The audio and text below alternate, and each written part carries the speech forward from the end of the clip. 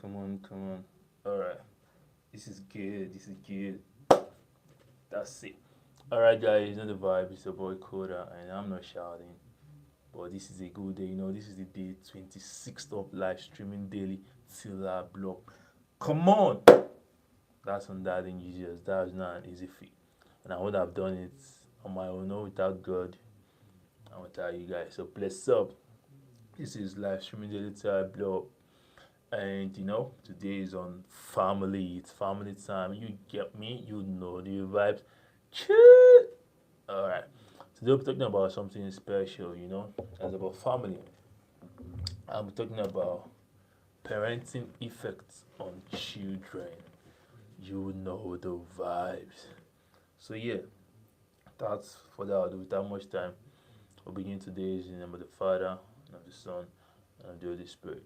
Amen. Alright. Straight up, without wasting much time.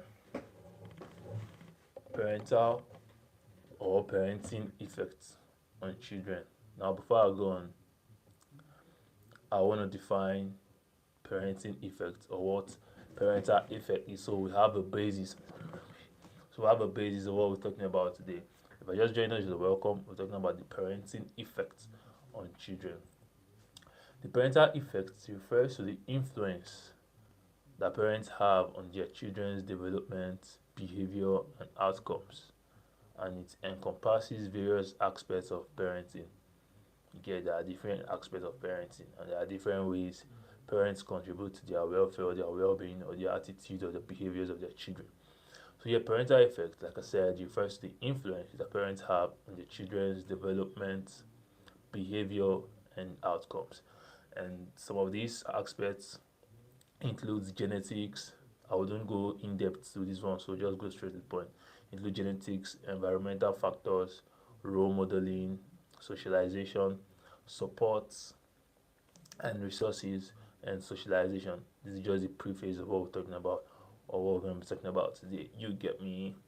So, understanding the parental effect is one thing, and it's very essential for parents, for caregivers, for guidance, for professionals to support children's healthy development and optimize their potential. So, optimization of a child's potential, optimization of a kid's potential, optimization of your children's potential or your world's potential is on your shoulders as a parent. You get so if you want to see your child, amass to a great feat or to a great peak, the optimization of their potential depends, hugely on you. That's why I see some kids when Bampe, Lamine Yamal, Cristiano Ronaldo, you know, players like Lionel Messi, players that their parents contributed immensely and massively to their success today. You get so for your child to activate or to amass or to reach his or her highest potential or feat. As a parent, you have huge task. You know, you have a huge role to play in their establishment. You have a huge role to play in their development. I also have a huge role in them optimizing their potential. Now, the effects of parenting on children can be seen in various aspects of their development and it influences their life trajectories in different ways. There are different effects of parental guidance and there are different effects of parenting. Because I can remember one of our sessions, we laid out different types of parenting that parents use to train their children, like the authoritarian, the authoritative, mentioned the balanced, that's the ones that parents involve a lot of pressure, a lot of force, without regarding the children's ideas or the children's point of view or perspective. That is authoritarian. Then there is the authoritative, it's somewhat balanced but not as balanced because the parents still have, a kind of force that they use or rather display of authority because obviously they are your parents. So yeah.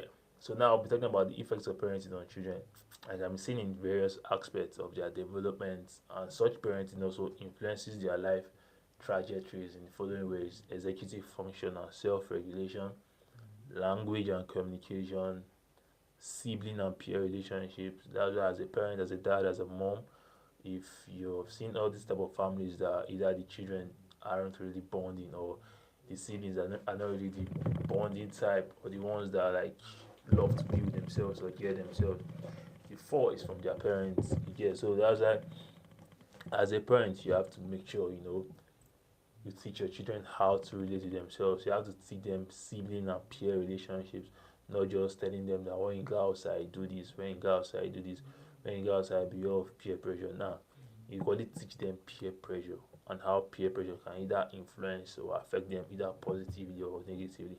And while teaching them about peer pressure, you also teach them sibling relationship. You also teach them sibling bonding. You can't be telling your kids how to relate with people outside. Meanwhile, you haven't started from your home. That's why charity begins from home. You get it?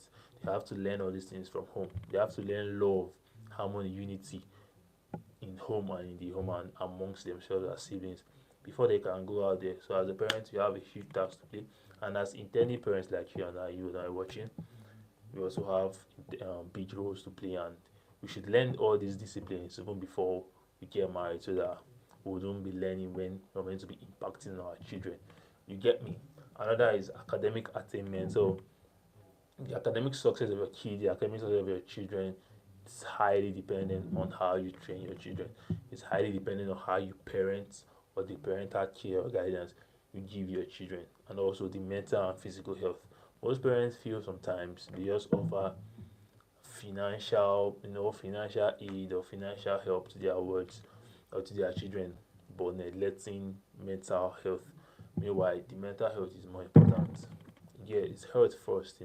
And health is not just limited to physical breakdown, and the child's well-being is not just limited to financial purposes or materialistic things or materialistic aids. You get the mental aspect comes in. You have to take care of your child mental health, and you have to be careful also not to ruin their mental health, because some kids, the traumas they have now that they are grown, or some youths, the traumas they have now or the experiences that contributed to how they behave now is due to how they were trained or due to how the parents taught them or brought them up, neglecting their mental health, forgetting that in life, for you to be able to navigate life and navigate relationship and love successfully and beautifully, bro, you have to be mentally stable. You have to be mentally active and you have to be mentally alright. So parents shouldn't neglect the mental aspect of their children.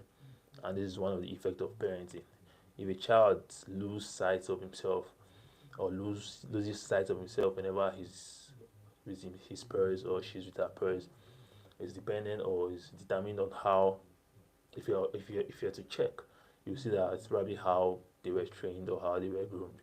So as parents, you have huge roles to play, and as you and I intending parents or soon to be parents, because in a few years from now, basically all of us will be parents. You get, so these are the disciplines you have to learn. These are the things you have to register at the back of your mind. These are the things you have to have registered at heart. Not that when you're parent now, you don't be trying to learn some things you would have learned earlier. You get me? Your children can outgrow you, and I mean not outgrow you by age, but outgrow the point of grooming. And if your children outgrows point of grooming, it'll be hard to checkmate them. You get, it'll be hard to bring them back to line. It'll be hard to bring them back on check, because now they feel the position you are or the point you are, they've grown past that point, not by age, but either they've learned it outside or they've seen other things that probably you as a parent wouldn't want them to see, or you as a parent you want them trained or grown up that way. So as intending parents like you and I, or soon to be parents like you and I, by God's grace, these are some of the disciplines we have to put in place and have registered on our heart. So here are some key aspects of parenting that can have significant impact on children. You know, today's session is short, so I would love you to just stay active and to profit you, not just as it's based on family or as parent, but it to profit you as an individual, because wherever as a parent you would learn, you would agree with me that you start as an individual. However, as a parent you would want impacted on your kids or your children, or you would want instilled, you would agree with me that as a person or as an individual, your personality should speak such. So this, although today's session is the parenting effect on children, it shouldn't just be limited to parents. Like I said, soon, few years from now, most of us will be parents. So These are things, these are values, these are disciplines, these are personality traits that we as individuals are meant to have. So just stay tuned. This is a short session, and I would love you to also like the video and share to your friends also, or parents that you know that need to learn some of these things. So yes, some key aspects of parenting that can have a significant impact on children that as a parent you're not meant to neglect. Number one is parent-child relationship. I can remember when I was around 12 years old or 13 years old. I can remember vividly my mom was asking me who my best friend was, or who would I call as my best friend. And I was calling my guys, called some of my friends in secondary school then, my just 2, just 3 there about. I was calling some of my friends, and she I didn't get the angle she was coming from. Then she was like, you don't know, as a child, your best friend is meant to be your parents, or your first friend is meant to be your parents. Okay, she's absolutely right. And believe me, my parents trained me well. My parents trained my siblings and I well. But probably she didn't know how to direct it, and I was like, um, my friends, my this and that, because in an average African home, it's be hard to see a kid or a child very close to their parent. Now, I don't mean like you're distant from your parent. What I mean is that in every problem you have or every challenge, everything, you just go to share with your parents. You'll be like, hey, mommy, see what happened though? Hey, mommy, see, I have a crush on this girl. Or dad, I have a crush on this girl. Oh, see what happened to me in school. Or this and that. In an average African home, you would hardly see that, because most African homes, the parental style they use in training children or they use in training us are the authoritarian family style. And this authoritarian family style is one that wherever the parent says stands. Your parents are going to tell you, don't go out, don't go out of this house, don't go out of this gate, that kind of stuff. And you see your fellow friend, playing soccer, playing with sand, because then we're learning how to throw all these backflip, double check up, front flip, cartwheel stuff, and basically kids though. And you see your friends doing that, and your parents are like, don't leave this house, don't go out. You will definitely rebel. Because I can remember that time my parents tell us, don't leave this house. Oh, me, if I come back from school like this, I've gone out, because why? I have to play with my friends, and I have to learn the back flip and the front flip and the cartwheel also, because knowing I'm outside on the school, my friends are showing me, and I'm just there dumbfounded, don't know what to do. Nah. But then I was obeying my parents. I wouldn't lie. I wouldn't say I wasn't. But it was part of my growth then. Yeah, it was part of the things I desired. So as parents, one thing you should note is that you shouldn't neglect your children's desires. You get it? And you cannot know their desires if you don't have parent-child relationship. If you don't relate to your kids well, if you don't relate to your children or your words, there's no how you will know their desires. There's no how you will know their needs, and there's no how they will share whatever they are feeling with you. So as a parent, you should prioritize parent-child relationship. You should be your child's first friend. Like, you should be your child's first friend, and you should be your child's best friend, not just their parent. I know the role of a parent is to pay the rent of their children. That's the role of a parent. And paying the rent of your children is not just financially. It's not just providing probably what they will eat or what they will take to school. Paying the rent of your children encompasses every aspect of their life before they are independent.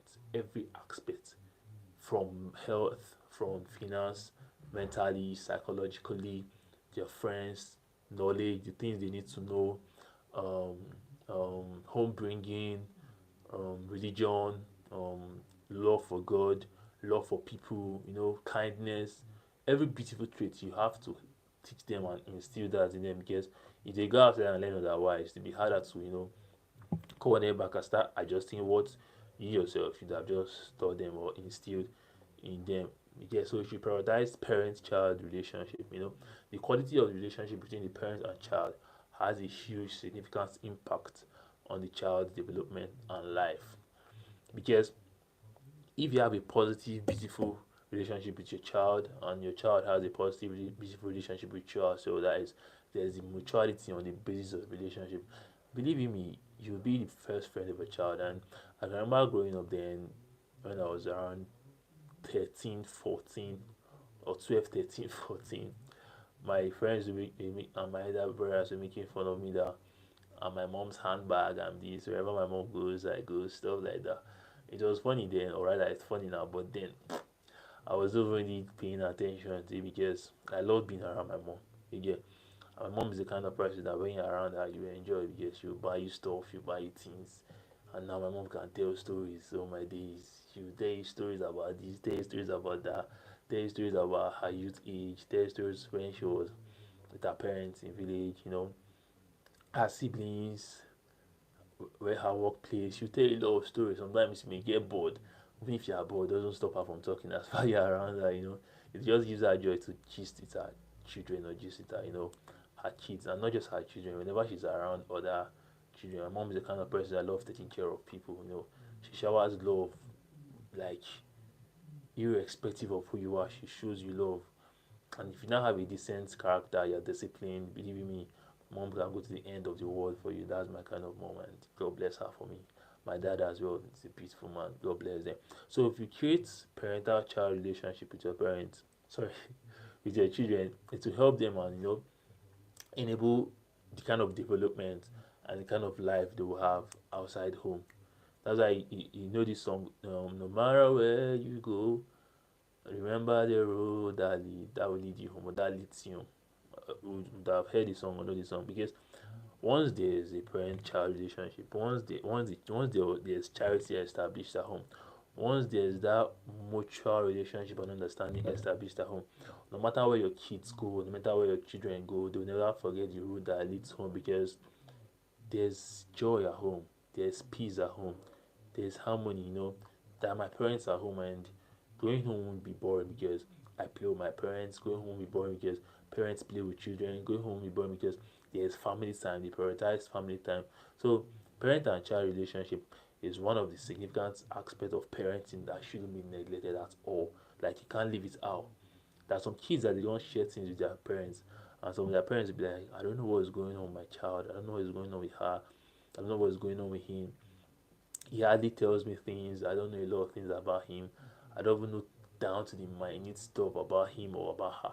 This is because he didn't prioritize family, parent-child relationship from the child's growing up state or stage. Parent-child relationship should be the number one. It should be your kid first friend. They should be able to confide in you.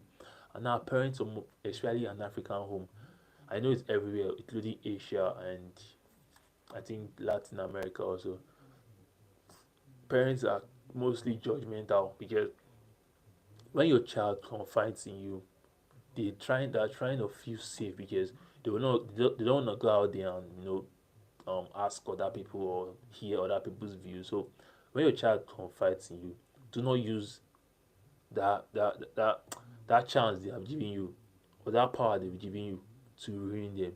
They've established trust in you. So your child confiding you is left for you to manage and tell the child the right thing. Don't judge the child. Don't just go about why did this why nah, calm down. Understand where the child is coming from. You should be the child friend at that moment because if I'm going through stuff and I tell my friend, definitely my friend will answer me like my friend. But there are some friends that play the role of a father figure, a mother figure.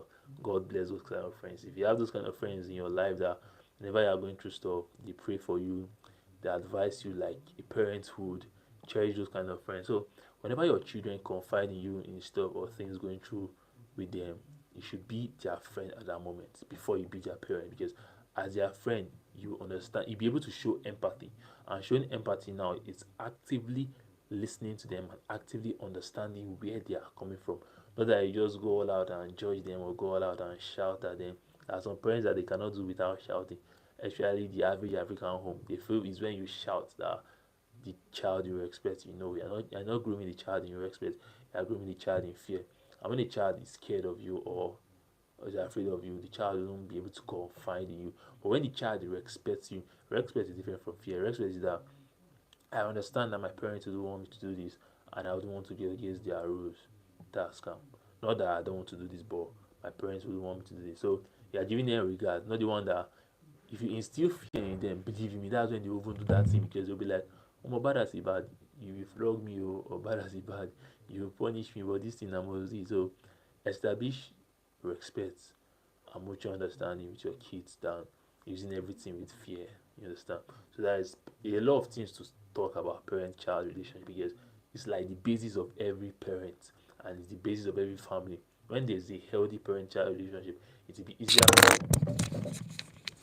sorry when there's a parent-child relationship, it will be easier for every other thing to just work in place or every other thing to align. But when there's no parent-child relationship, would you want to start from 10 when you're counting from 1? You wouldn't just jump from 1 to 7. It's process, it's gradual, it's sequential. It'll be 1, 2, 3, 4, you get it. So when there's no parent-child relationship, other things will not align. So I can go on and on and on and on about parent-child relationship because it's like the emphasis of every family. It's like the emphasis of the development of every child's life. But to save our time, this is just the summary. The quality of relationship between the parents and the child has a significant impact on the child's development and life. Another aspect is proximal determinants of parenting. Don't worry about the big, big words. This includes factors such as parent-child relationship. See, parent-child relationship comes again, but in this aspect, how it affects the child's development. The first one was on the basis and on the quality of the relationship, and the second one is on how the quality of the relationship affects the child's development. There's a way you may be training a child, but you may feel you are growing the child to grow, but you are tarnishing the child's either courage or you're hurting the child's boldness or you're hurting the child's free will or you're hurting the child's socialization skills or ability to express himself or herself. So proximal determinant of parenting includes the factors such as the parent-child relationship and how that relationship affects the child's development. So even while you are having or building a parent-child relationship with your children, you should also be sure to know the kind of relationship you're building so that that relationship wouldn't affect your child's development. I know that sometimes I think one of the family style, if I can remember, if I can recall clearly, is enmeshed family style. That one is when the parents and child relationship is so mushy, like so mushy, and when it's too much, the child will be less dependent on himself. That is his whole. Sorry, he'll be less. Yeah, he'll be fully dependent on the parent, and when a child is fully dependent on the parent, it's not so a good thing because for a child to have a positive life and for a child to have a good development of his skills and his other aspects of life, he or she should be able to make some decisions by herself or by themselves. Yeah, there are some life processes that they are meant to go through by themselves. So just even if the enmeshed family style may be used in some homes, I guess most American homes they use that enmeshed style. The kids should also have independence on themselves and be able to make some decisions. So that it should balance everything. There should be a balanced family style. You shouldn't give out more than you can take, and you shouldn't take more than you can give out as a parent and as a child. So everything should be 50-50, or everything should be balanced so that it doesn't affect the child's development. You get me? And that factor is distal factors. Like, I don't know you're disturbing my life. Can I just talk silently? Distal factors. This involves cultural and community context in which the family lives also plays a crucial role in shaping the child's development. Now, there's the cultural aspect of family and there's the community context. A child's environmental community or a child's cultural background determines or has an effect to how the family plays with the community and the culture. Now, let me explain further. If a child is in an environment, yeah, and the kind of cultural background in that environment speaks more about um, probably there's some communities that other parents cannot correct the children. I don't know if it's how I mean. There's some communities that if a child is doing something wrong, other people won't correct their children because if other people correct their children, it's like fight though. It's like the parent of that kid will come and meet the other parents or that family. Like, why? What's your business with my child? What's your business with my son? What's your business with that? Leaving to do his thing. Mm-mm. A community can that's the style factor. A community can play a huge role. There are some communities that every I can remember growing up Every parent was a parent to us. Every mom was a mom to me and my brothers, and my mom also was a mom to every child out there. Because if every parent is correcting every child, if every parent is guiding every child, believe me, that community or that society will be very healthy. If a child is doing wrong and other parents don't just sit and watch, correct the child, reprimand the child, and not just reprimand them, but teach them on the right path. Every community or every society will be healthy, and every community and every society can be healthy, and it will have a greater impact in the world. Again, so digital factor is another role a parent should play. That is, as a parent, you should know the kind of community, you should know the kind of environment you groom your kids, and it's not every environment or every community that you take your kids to or your children to. And even if peradventure you take them there due to circumstance, you should guide them. You should tell them some things, and even while going there, you should give them principles or guidelines to take. You understand? That is the digital factor. So another one is ecological context of parents' lives. Now, the broader ecological context in which parents live, such as their work-life balance, their social support, economic stability, also influence parenting practices and family relationships. Ecological factor now, there are some parents that they cannot balance work life and family life. They cannot balance work life and building relationship with their children's life. They just focus on work, work, work, work, work, work, work. They don't build that social support. They don't build that economic stability. They just like total dependence of the children on them. As a parent, you should teach your children economic stability and economic prosperity or liberty from a tender age, because when they grow, it will make it will play a huge role on their life. I think this guy is he Robert Kiyosaki, if I'm not mistaken in name, the author of Rich Dad Poor Dad. If you've read it, you understand better. So as parents, you have to play the role of a parent, you have to play the role of a guardian, you have to play the role of a teacher, you have to play the role of an economic professor or scientist to your children. Teach them everything they need to know or everything they have to have while growing up. Teach them how to attain these things. Don't just teach them full dependence on them, on you as a parent rather. Teach them everything they need to know and balance work life and family life. Because all these things will influence your parental practices and also influence your family relationship. So another is parenting styles. Like I mentioned, there are different parenting styles. The emerged, authoritarian, authoritative. There's the balance. You get different parenting styles such as authoritative, authoritarian, and permissive can have different effects on children's development and outcome. So as a parent, you should know the kind of parenting style you want to use on your children. You should know the kind of parenting style you would want, you know, build a relationship with to your children. If you use the authoritarian, your children may not have like their own freedom to make their choices, because everything their parents will just decide without even sharing their point of view. And believe me, they won't even want to even tell you anything because they are scared that you may react abruptly or in a way that is appalling or overwhelming or unbelievable. You understand? There's the permissive also, there's parenting style. We've talked about parenting style, so I won't go into parenting style. But parenting style is another key aspect of parenting that can have significant impact on children. Another aspect is socioeconomic status. So I'll just read them so I understand.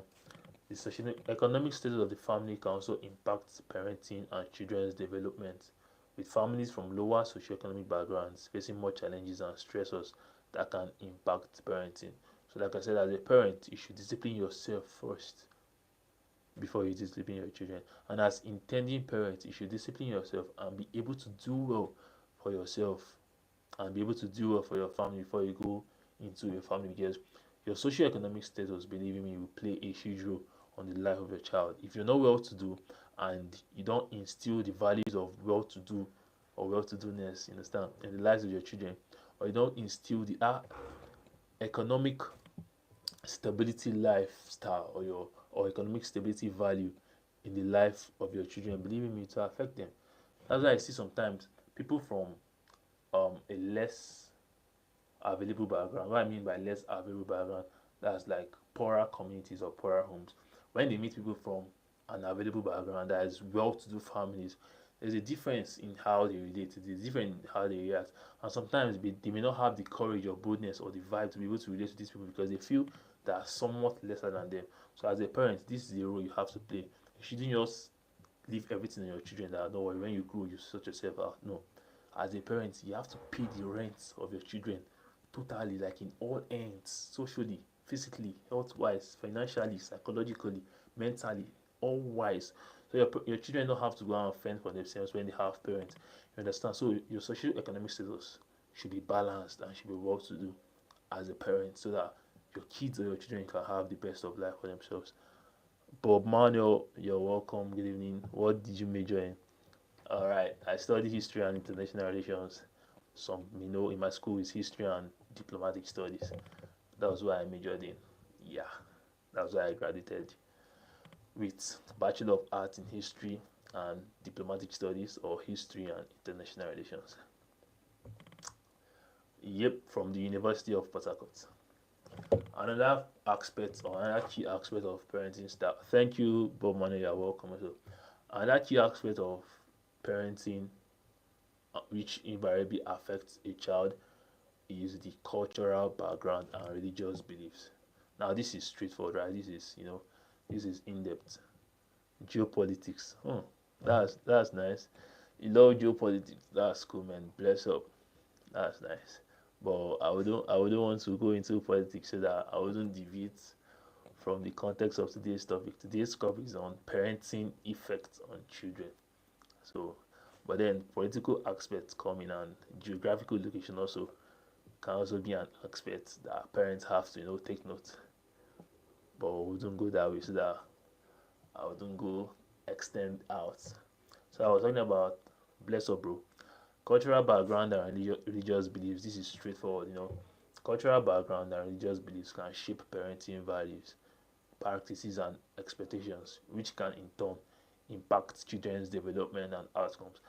Now, one mistake that mostly from African homes, the average African home that they make is that when you instill these religious practices or beliefs in your children, there's religion, and religion now is used more like a propaganda because religion is a school of thought that's based on government and based on politics. Religion is mostly used as a school of thought, or rather, sometimes a philosophy. But the beliefs are what separates religion from religious practices. So, as a parent, teaching your children whatever religious practices you practice should be in line with the practices. Not that they will be too religious that now you put the religion in everything. That's your son or your daughter may do someone bad or do something wrong or may do something that isn't appealing to someone else and they blame it on religion. Or they do something in school and they blame it on religion. Or they do something that may affect someone physically or mentally or psychologically and they affect it on religion. No. So your cultural background as a parent and why instilling religious beliefs shouldn't be out of the line. You understand? I was brought up, I'm a Christian, and my parents taught me well, in the ways of God and the ways of the Lord. But I wouldn't be too religious because there are some things that I work with faith. But now the same Bible that says faith without work is dead. You understand? So I wouldn't go to school and not read and expect to pass because I believe in God. It doesn't work that way. So as a parent, it's your duty to teach your children these beliefs and teach them in the right way so they don't get it wrong.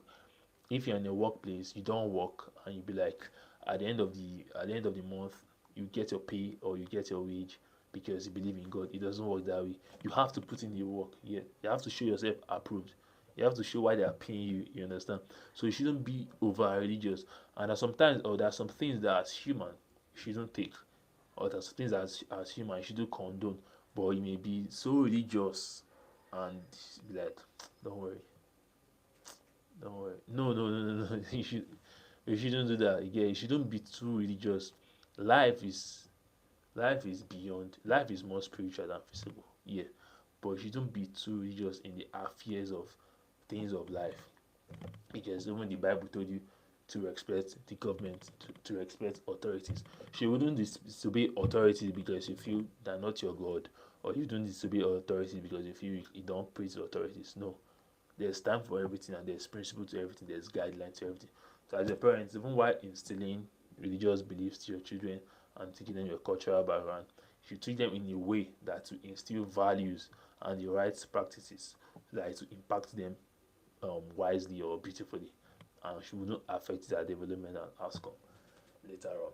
Next one is family structure and dynamics. That's aspect of family of parenting. Family structure and dynamics.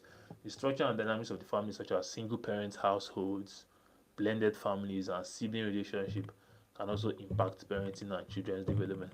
Like I see sometimes people that grew with single parents or blended families or extended families would have different behaviors or different habits they portray or different understanding of life. But as a parent, no matter the family structure or dynamic, be it single parenting, be it blended, be it sibling relationship, as a parent, teach your word, teach your children everything they need to know, everything they need to know about life, everything they need to know about love, everything they need to know about relationship, but basically everything they need to know, politically, economically, socially, psychologically. Teach them everything in the right way, regardless of the kind of parenting style, that is single parents, blended families, sibling relationship, extended. Teach them everything. Do not blame the habits of your children based on your parenting style. So that your children wouldn't go there and be like, I'm behaving like this because I don't have a dad, or I'm behaving like this because I don't have a mom, or I'm behaving like this because I'm living with my grandparents, or I'm behaving like this because all of us in our family extended we live together. No. As a parent, regardless of your status, regardless of the parenting style, regardless of how you are, you should instill in your children the proper values and practices so that when they go out there, it's not affect their development and their mutual relationship with other people. Parental mental and physical health also is another aspect. The mental and physical health of parents can also impact parenting and children's development. With parents who are struggling with their own mental or physical health, facing more challenges in providing optimal parenting. There are some parents that don't checkmate their own mental health. There are some parents that don't checkmate their own physical health. Believe me, if as a parent you are not healthy mentally, it will affect your kids. If you are not healthy physically, you won't be able to train your kids. So as a parent, you should checkmate your mental health, you should checkmate your physical health, and you should be well to do. You should be strong for your children, so that they can be like, yes, I'll ask my dad, he will come through for me during school visitations, during outings. Their parents, as you as a parent, you're able to come through for them, and you also will teach them right because mentally you are stable and mentally you are well to do. If not, you see children taking responsibilities of parents at a very tender age when they are meant to be playing with their friends or playing with sand or using stuff that taking responsibility as parents. So as a parent, you should checkmate yourself mentally, checkmate yourself physically, make sure you are healthy for yourself and make sure you are healthy for your children. You get me? So that's it. If you're with me, like this video now, so understand we're on track. So this is a detailed explanation of the ways parenting affects children. I was giving us a preamble and a cognitive, view on parenting aspects or key aspects of parenting that have or that can have significant impact on children. Those are what I just listed here. But now I'll give us a more simpler and detailed explanation of the ways parenting affects children so I understand. With this way, you understand better. Number one is emotional development. It's straightforward, you understand, but I'll say read one or two. Parenting influences how children understand and manage emotions, develop self awareness, build emotional intelligence. So, nurturing parenting helps children develop healthy emotional regulation. Let me read it again so you understand. Parenting influences how children understand and manage emotions. Emotional development is one thing that as a parent you're meant to teach your children. If you don't teach your children emotional intelligence, I always say this: emotional intelligence is a lot more valuable than intelligence quotient. EQ, emotional quotient, is much more valuable than intelligence quotient. And I cited an example in one of our sessions that you may go to some companies and you see some of the managers or the CEOs, they are not as intelligent as the other working class members of the company or the other subordinates of the company. But they are managers because they have EQ, you know, they have the emotional development skills, they have the emotional intelligence because If things are not going right in a company and the manager is paranoid or the manager can't hold himself or contain himself or herself, how do you think your subordinates or your employees would feel? How do you think your employees would be able to take it? But if as a manager, if as a CEO, you can make them know that don't worry, everything's in control, don't worry, everything is fine. With them seeing that our guy is calm, our boss is cool, CEO is not even bothered. That will also impact them or affect how they were feeling before. So you should teach your children self-awareness. You should build that emotional intelligence. You should build empathy. You should build in them the understanding of other people's feelings and actively listening to people, understanding or sharing their views of things or perspectives of things or of life or different entities, because it will develop a healthy and emotional regulation in your children. And when your child is healthy emotionally, when your child can regulate his or her emotions in the way he or she deals with people out there or deals with her own feelings. There's some people that when they are pissed, they will carry everything and put on your head like you are the reason for their situation, or you are the reason for their circumstance. But as a parent, you have to teach your child how to manage their emotions. You have to teach them how to manage their feelings, and you yourself should be able to manage your feelings, because if you're able to manage your feelings well, your kids will see, okay, yes, sometimes this is how dad behaves, this is how mom behaves, and they will learn. Children from growing up, they learn from what they see and they learn from what they hear. And when you're constantly showing them these things, when you're constantly telling them these things, they will learn. Number two is social skills. Parenting shapes children's ability to form relationships, communicate effectively, and develop social skills like empathy and conflict resolution. You see, empathy comes here again. One is emotional development, then the second one is social skills. Because if as a parent you don't instill emotional development in your children, they will not have empathy, and if they don't have empathy, they will not have social skills. So social skills is number two. Um, you know, parental effect on children. When you shape your children's ability to form relationships, to communicate effectively, and to show empathy, they'll be able to manage conflicts. They'll be able to resolve misunderstandings between them and their friends. They'll be able to resolve misunderstandings between them and strangers or between them and people out there. So social skills is what you should instill in your kids as a parent, so that they won't go out learning what they see outside, because definitely it may contradict what you want them to learn. Another one is cognitive development. Parenting impacts children's cognitive growth, problem solving skills, and academic achievement. Encouraging parenting fosters a love for learning and exploration. Now, if as a parent you create the space, or there's a space for your children to learn, and there's a space for them to improve their skills mentally, to improve, their dexterities, to improve their talent, to improve their cognitive skills, problem solving skills, and academic achievement, they will do well outside, and foster a love. They should have a love for what they do, even from um a child, or growing up stage. You should teach them these things to have love for what they do, so that they won't go out and be like, I don't love maths, this course is too hard, this teacher, this and that. As a parent, you should teach them to love what they are doing and love the course or the subject regardless. You should teach them academic achievements as a parent, so that they will aim very high even when they're outside or when they're in school. That is cognitive development. Another parenting aspect is behavior and discipline. Parenting styles and techniques influence children's behavior, self control, and discipline. Consistent and positive discipline helps children develop self regulation skills. And now, self regulation skills is not just on the child or on the individual. Self regulation skills will enable them know how to relate to people outside, even when they are pissed, even when they get stepped on toes, even when they are infuriated or irritated, they will know how to manage their feelings, and they will know how to be able not to go all out and just make things worse instead of curtailing things. So behaviors and discipline, as a parent, you should have the right behavior, and as a parent, you yourself should be disciplined. And as any parent, because most of us will be parents soon, pretty soon, you should discipline yourself and you should have the right behavior, so that you can instill these behaviors in your children. Another aspect is mental health. I mentioned it earlier. I said parental, mental, and physical health as the basis. Now, mental health, parenting can impact children's mental health. With nourishing, with nurturing parenting, it reduces the risk of anxiety and depression. Positive parenting promotes healthy self-esteem and emotional well-being. So mental health is something you're meant to teach your children as a parent.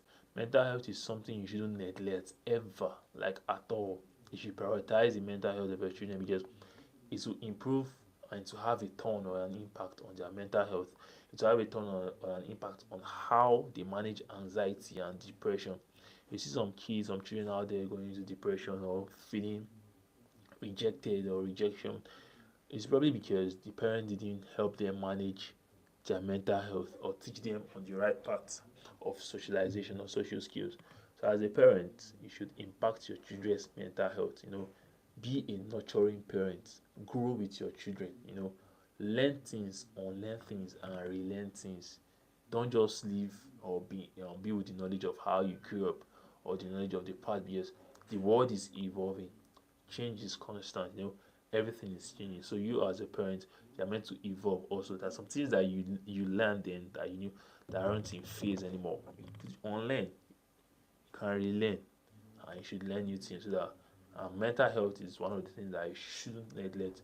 You should prioritize for the mental health of your children and to reduce the risk of anxiety and depression.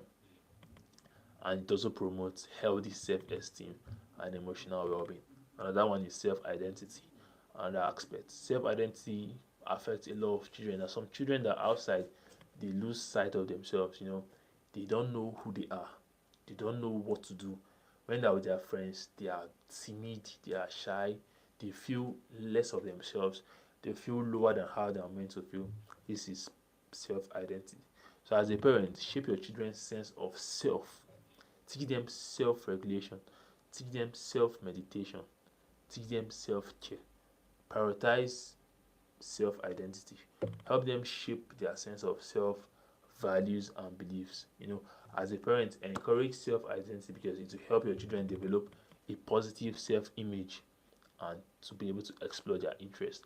There are some kids that they have interest in a lot of things, but they wouldn't be able to because they feel they are not up to or they feel they don't have what it takes. And believe me, they may be the best of their set or the best of their kind, but because of lack of self-identity, because they've lost sight of themselves, they wouldn't be able to go all out and say, okay, I can actually do this. Or when they ask who can do so, who is good in so sports, they may be very good, but because they've lost sight of themselves, they've lost what they stand for, they won't be able to. So as a parent, you should prioritize self-identity and help your children develop a self-image and to be able to explore their interests. Another one is resilience. Oh god, my eyes, you feel me here? Another one is resilience. Parenting influences children's ability to cope with challenges, adapt to change, and develop resilience. Develop tolerance also. Develop strength even in the midst of weakness or in the midst of challenges. They should develop, their elasticity. To be able to push themselves, to be able to go further, to be able to ginger themselves, morale to motivate themselves to go further regardless of the obstacle or the challenge. So that's resilience. Parenting influences children's ability to cope with challenges, to adapt to change, and develop resilience. And now, supportive parenting helps children develop healthy coping mechanisms. There are some children that lack coping mechanisms that when they are faced with hardships or breakups or challenges or downs, they won't be able to react. They won't be able to stand firm or stand strong. As a parent, it's your duty to build resilience in your children. It's your duty to teach your children resilience because it will help them out there to develop healthy coping mechanisms. Another aspect is academic success. Parenting affects children's academic achievements, educational aspirations, career choices, and parents should foster a love for learning and academic success in their children. They shouldn't just leave their children to just go outside and do whatever they want to do. As a parent, you should foster love for learning in your children. You should teach them from their a very tender age on how to like books, how to read books, how to research things, You know, I feel like you guys how to research things, how to like to learn, how to learn about new stuff. It should academic success should be a priority to them. You should prioritize academic success to them. You should prioritize academic achievement and accomplishment to them, so that growing up they will have their educational aspirations.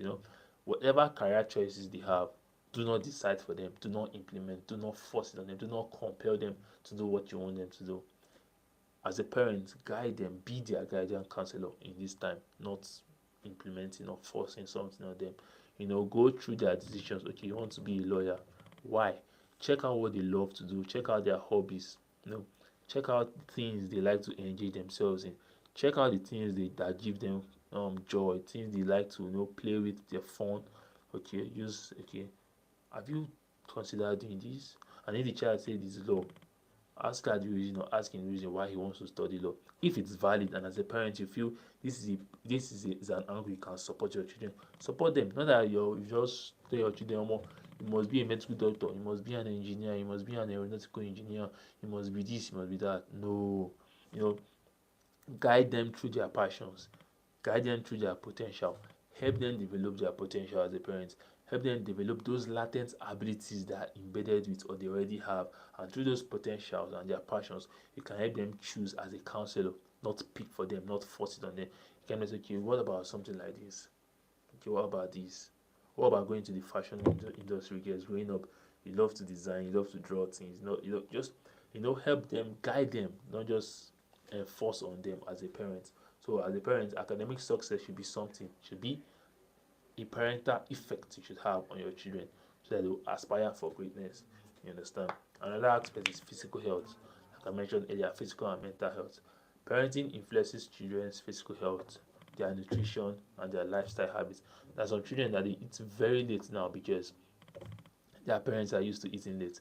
And while growing up, you see them in the home, they eat either very late, like, you understand. So as a parent, you should prioritize physical health, nutrition, and lifestyle habits. Positive parenting promotes healthy habits and self-care. Your children should be able to look up to you and learn, okay, self-care, exercise, bodily habits, physical habits, lifestyle, good lifestyle. Me now, my brothers and I can beat my chest anywhere that wherever I go. If I want to dress up, like I want to dress, I would stand out wherever I am. Like no fugazi. I would stand out because growing up, my dad had already instilled that fashion sense in my brothers and I. And my dad and mom bought clothes that already gave us that exemption and that admiration right from our childhood. Wherever we were, we stood out because they dressed us well and they taught us good clothes. So now that stuff is already instilled in me. That lifestyle, is already instilled in me. So I can just walk up to one or two things and just create something spectacular, special. So as a parent, you should prioritize physical health, nutrition, and lifestyle habits. You should prioritize physical health, nutrition, and lifestyle habits in your children. Then number 10 is values and beliefs, which is the last one on our list. Parenting, values and beliefs is like one of the highest effects as a parent should have on your children. You know, Parenting shapes children's values, moral development, and spiritual beliefs. Parents instilling values and beliefs in their children help their children develop a strong moral compass and values. There's some kids out there that they are like immune to peer pressure. No matter how you try to whine them, no matter how you try to watch them to do some things that you want them to do, or do some things that you feel okay, the rest of the world is doing or your peers are doing, they will indulge because they have family values and they have family beliefs and they have the standpoints of things they stand on. You understand? So as a parent, it's left to you or it's on you to teach your kids the right values you want them to portray, the right values you want them to grow with, the right beliefs so that when they're outside, other people won't influence them, other people won't change their mindset because environment seems to be the highest form of peer pressure. But your mind, on the other hand, is your decision making power. You understand? So no matter how someone pressures you, you have the right to say no. You have the right, no matter the pressure, you wouldn't because you have a value speaking for you. You have a value remind you that your parents trained you in that way. Your parents trained you in a way that this will be different. No, this is against my family value. This is against what I stand for. This is against what I live for. So as a parent, it's on you to imbibe these values in your children. So when they grow, they will not depart from it.